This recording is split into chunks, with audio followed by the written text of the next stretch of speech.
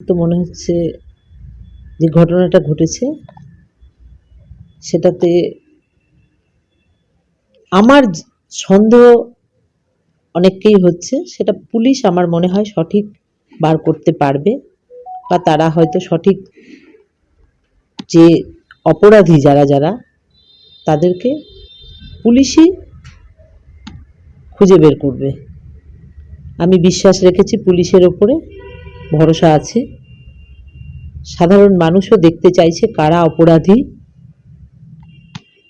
সাধারণ মানুষেরও অনেক জিজ্ঞাসা রয়েছে, অনেক তাদের চিন্তা ভাবনা রয়েছে যে কারা করতে পারে, কি কারণে করতে পারে, সেটা পুলিশ বার করুক। আমার এই মুহূর্তে বলার কিছুই নেই।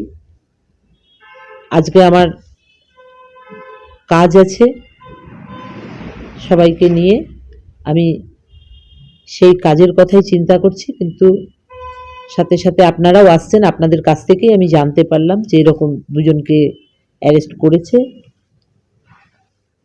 আমার মনে হয় পুলিশ সঠিক মানুষদের বের করবে।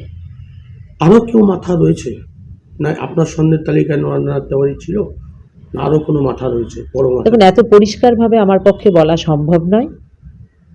আমি বারবারই বলেছি, যা বলেছি সেটা আপনারাও শুনেছেন বা মানুষও দেখেছে।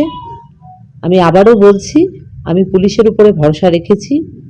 পুলিশ কারা কারা আছে সেটা বার করবে। নরেন্দ্রনাথ তেওয়ারির পক্ষে কি মারা সম্ভব? এটা তো আমি বলতে পারবো না যে কি সম্ভব কি অসম্ভব। যেটা সম্ভব ছিল না সেটাই হয়েছে। একজন মানুষকে এইভাবে নৃশংসভাবে হত্যা করেছে। কতখানি নৃশংসতা মানুষের মধ্যে থাকতে পারে যে এই ঘটনা ঘটিয়েছে, এটা সময় বলবে, আর বাকি তদন্ত করে উঠে আসবে।